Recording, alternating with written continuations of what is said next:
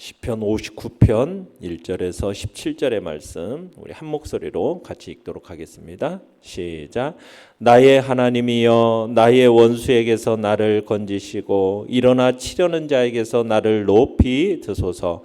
악을 행하는 자에게서 나를 건지시고 피 흘리기를 즐기는 자에게서 나를 구원하소서. 그들이 나의 생명을 해하려고 엎드려 기다리고 강한 자들이 모여 나를 치려 하오니 여호와여 이는 나의 잘못으로 말미암음이 아니요 나의 죄로 말미암음도 아니로소이다. 내가 허물이 없으나 그들이 달려와서 스스로 준비하오니 주여 나를 도우시기 위하여 깨어 살펴 주소서. 주님은 만군의 하나님 여호와 이스라엘의 하나님이시오니 일어나 모든 나라들을 벌하소서. 악을 행하는 모든 자들에게 은혜를 베풀지 마소서. 셀라.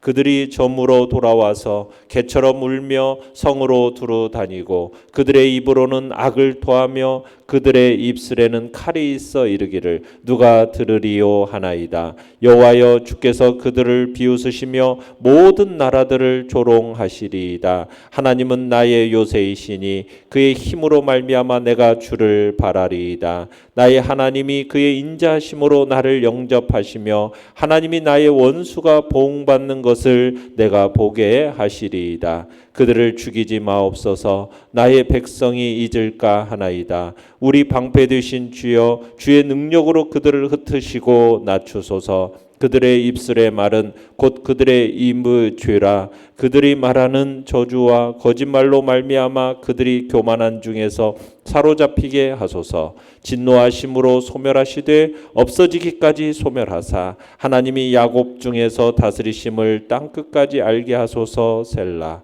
그들이 점으로 돌아와서 개처럼 울며 성으로 두루 다니게 하소서. 그들은 먹을 것을 찾아 유리하다가 배부름을 얻지 못하면 밤을 새우려니와 나는 주의 힘을 노래하며 아침에 주의 인자하심을 높이 부르오리니 주는 나의 요새이시며 나의 환난 날의 피난처이심이니이다. 나의 힘이시여 내가 주께 찬송하오리니 하나님은 나의 요새이시며 나를 긍휼히 여기시는 하나님이심이니이다.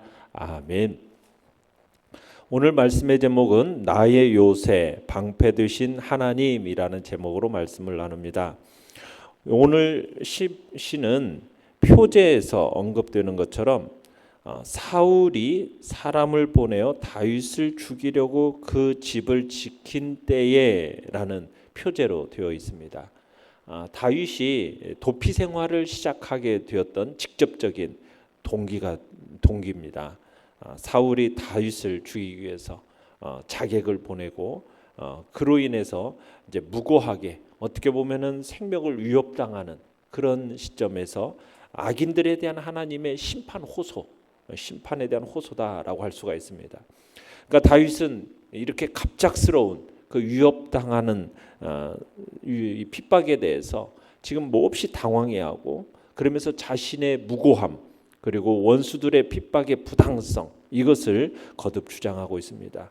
또한 다윗은 무엇보다도 오직 하나님의 절대 공의의 실현만이 이 당면한 위기를 극복하고 궁극적인 평화와 승리를 여는 첩경이라는 것을 인식하면서 하나님의 절대 공의에 근거한 구원을 요청하고 있는 거죠.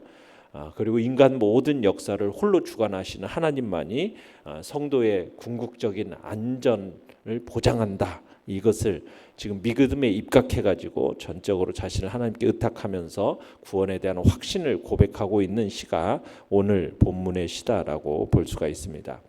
내용 관찰 문제 1번을 보시면은 다윗을 위협하는 자들은 어떤 사람들입니까? 1절에서 4절을 보시면은 다윗을 위협하는 자들은 악을 행하고 피 흘리기를 좋아하는 사람들이다라고 이야기를 합니다. 그리고 다윗의 생명을 해하기 위해서 지금 엎드리고 기다리고 일어나 치려는 자들이다라고 얘기하죠. 그러면서 그들을 어떻게 비유하느냐? 울며 성으로 두루다니는 개에 비유되고 있습니다. 악을 토하고 저주와 거짓말을 내뱉는 교만한 자들로 묘사되고 있는 것이 바로 다윗을 위협하는 자들에 대한 묘사입니다. 자, 구체적으로 1절, 2절을 다시 한번 읽어보겠습니다. 시작. 나의 하나님이여 나의 원수에게서 나를 건지시고 일어나 치려는 자에게서 나를 높이 드소서. 악을 행하는 자에게서 나를 건지시고 피 흘리기를 즐기는 자에게서 나를 구원하소서. 지금 다윗은 사울이 그를 죽이려고 보낸 자들에 의해서 고립되어 있는 상태입니다.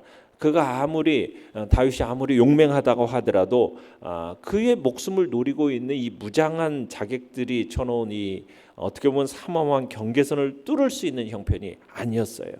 마치 올무에 걸린 새와 같은 모습이 지금 다윗의 형편인 겁니다. 이 사실을 너무나도 지금 다윗은 잘 알고 있었고 지금 절망적인 상황에 다윗은 빠져 있는 겁니다. 이와 같은 절망적인 현실에 처해 있던 다윗이 절망으로 말하고 있지 않습니다. 그는 패배를 시인하고 어떻게 보면 모든 것을 포기하겠다 이렇게 말하지 않습니다. 뭐라고 호소를 합니까? 이 대적들의 위협에서 빨리 건져달라고, 자기를 구원해달라고 하나님 앞에 호소하고 있는 것을 보게 되죠.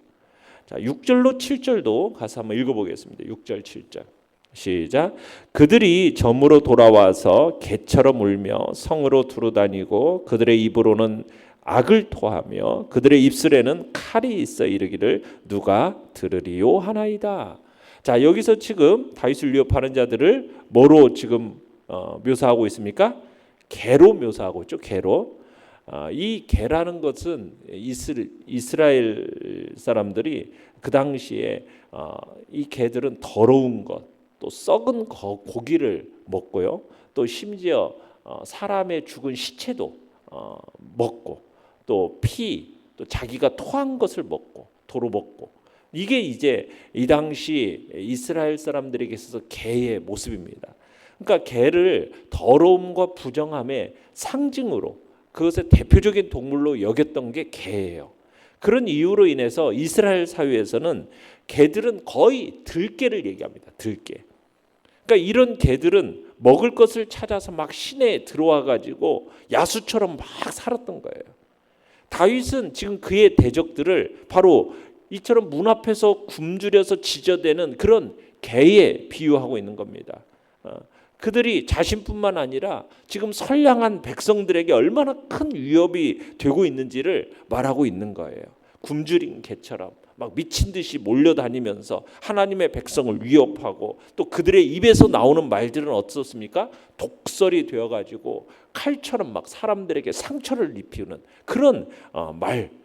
지금 그렇게 이 다윗을 위협하는 자들을 묘사하고 있는 겁니다. 그러면 그들이 이처럼 행동할 수 있는 이유가 뭐냐? 7절 끝에 보면은 뭐라고 되어 있습니까? 누가 들으리요 하나이다. 이르기를 누가 들으리요 하나이다.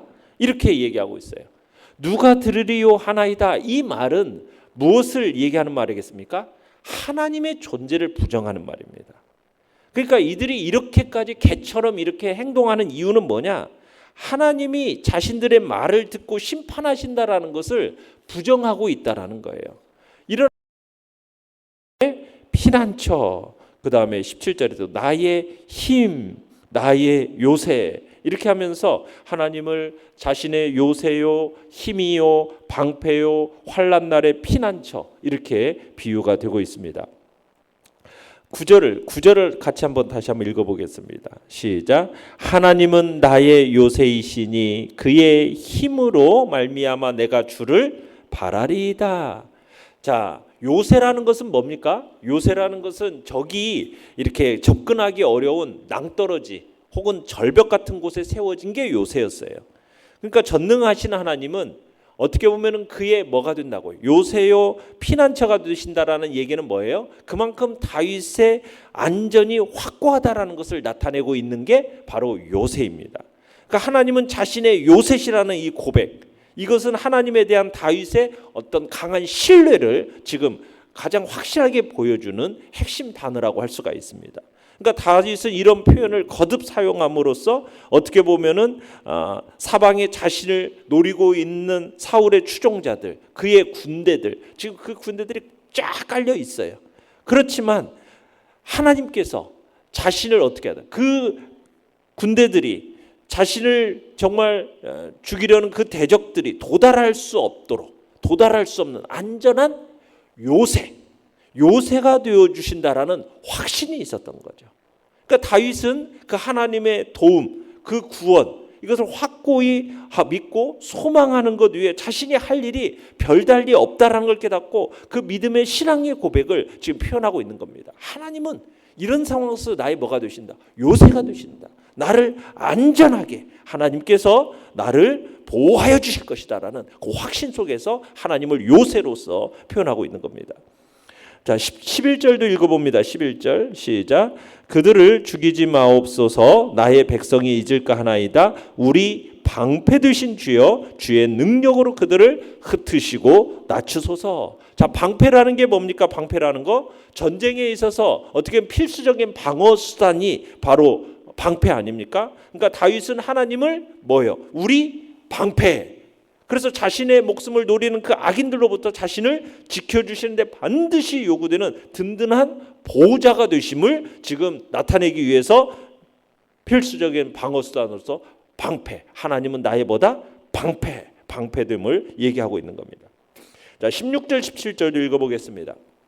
16절 17절 시작.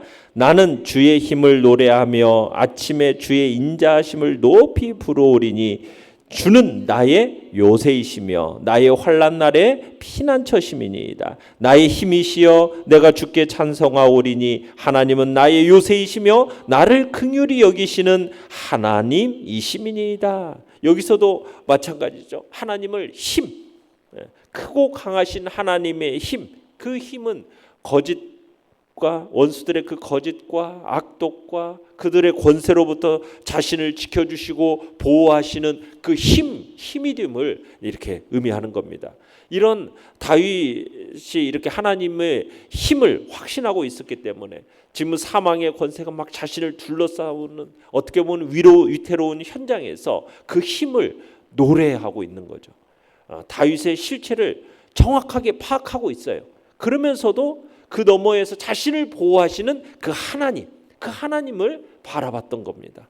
어떻게 보면 절체절명의 위기 가운데서 다윗은 좌절하지 않고 그 안전한 하나님의 보호를 지금 확신하면서 하나님 앞에 이런 노래를 부르고 있는 겁니다. 현실을 정확하게 보되 현실 너머에 계시는 그 하나님의 도우심을 보는 그 신앙적인 눈, 그 신앙적인 눈이 우리가 가져야 할 눈인 것이죠.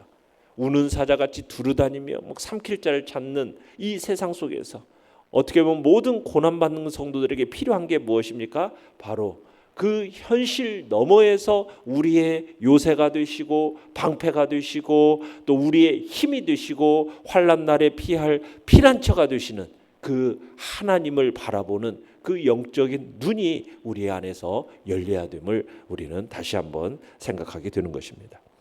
느낀 점 4번입니다. 잘못이 없는데도 적들에게 공격을 당한 다윗이 하나님을 찾는 것을 보며 무엇을 느낍니까? 우리도 다윗처럼 잘못이 없어요. 그런데도 악한 자들의 어떤 이유 없는 공격에 딱 직면할 때가 있습니다. 그때 우리가 취해야 할 자세가 무엇인가? 그 바로 난공불락의 요새가 되시고 결코 뚫리지 않는 방패가 되시는 그 하나님을 의지하고 그분께 피해야 되겠음을 우리는 피하는 것임을 우리는 기억해야 됨을 느끼는 거죠. 어떻게 보면은 잘못이 없고 무고하게 사람들로부터 공격을 받고 있을 때 내가 스스로 그 문제를 해결하려고 그 무고함을 해결하려고 하고 그럴 때 오히려 문제가 더 커지는 경향이 있어요. 그렇게 하지 말고 먼저 하나님을 찾고 공의로우신 하나님께 그 모든 것들을 맡기며 나아가는 것, 그 모든 일의 심판자가 되시는 하나님께 나아갈 때 우리는 그 모든 문제를 해결해 주시고 우리를 보호하시고 지키시는 하나님을 경험하게 되는 것입니다. 다윗처럼 어떤 위기의 타겟책으로 다른 어떤 것보다도 가장 먼저 뭘 생각해야 되는 것입니까? 하나님을 생각해야 되는 겁니다. 절체절명의 그 순간에 원수가 나를 치려하는 그런 둘러싸인 바로 그 순간에 다름 아닌 하나님을 바라보는 영적인 눈이 우리 안에서 있어야 되는 거죠. 우리의 시선을 모아서 하나님을 바라보고 이 현실 넘어 현실만 바라보는 것이 아니라 그 현실 너머에 역사하시는 그 하나님, 그 하나님이 나의 요새시요, 나의 방패시요, 나의 힘이시요, 내 환난 날의 피난처가 되신다라는 그 하나님을 생각하고 그 전능하신 하나님이 나의 보호자가 되심을 잊지 않고 그 하나님이 정말 나를 책임지시고 구원할 거라는 그 하나님의 신실하심을 기억하며 하나님을 찾는 자리에 우리 모두가 있어야 하겠습니다. 결단과 적용 5번입니다. 누가 들으리요? 라는 생각으로 악한 말을 내뱉거나 무고한 사람을 해하려는 경우는 없는지 돌아봅시다. 반대로 내가 무고하게 사람들로부터 공격을 받을 때 어떻게 반응하는지 생각해 봅시다. 방패되신 하나님께 그 공격을 막아주시길 기도합니까? 아니면 세상적인 방식으로 대처합니까? 여기서 내가 들으리요? 라는 이 생각. 우리는 하나님 앞에서 살아가는 존재입니다. 하나님이 바로 내 앞에 계시고 내 모든 일거수일투족을 다 살피시고 기록하고 계신다라는 거, 우리는 그것을 기억하고 그렇게 살아가는 사람은 감히 죄를 지을 수가 없는 거죠. 우리가 이 세상을 살아가면서 정말 과연 뭐라고 위치가 있는가? 누가 들으리요? 우리의 삶이 하나님 앞에서 살아간다라는 거. 누가 들으려고가 아니라 보죠. 하나님이 항상 내 앞에 계신다. 그래서 시편 기자가 얘기하는 건 내가 여호와를 항상 내 앞에 모심이여라고 시편 16편 8절에 얘기했다는 것처럼 우리는 하나님을 항상 내 앞에 모시고 살아가는 그런 그렇게 돼야 된다는 거예요. 하나님이 내 앞에 계신다. 하나님의 존재를 의식하면서 살아가는 거죠. 그렇지 않으면은 자꾸 우리는 죄 가운데로 흐르는 것이 우리의 모습입니다. 우리를 살피시는 그 하나님의 눈동자, 그것을 생각하고 그분을 외면하는 거기에서부터 죄가 시작됨을 알고 항상 우리는 여호와 앞에서 코람데오 신전의식, 그 신앙을 가지고 우리의 삶을 더욱 의롭게 만들어가야 할 것입니다. 하나님을 항상 내 앞에 모시면서 살아가는 복된 자리에 우리 모두가 있기를 간절히 바랍니다. 오늘의 기도 같이 읽겠습니다. 시작. 원수의 어떤 공격에도 끄떡없는 하나님의 방패 뒤에서 안연히 거하며 주님의 힘을 노래하게 하소서. 아멘.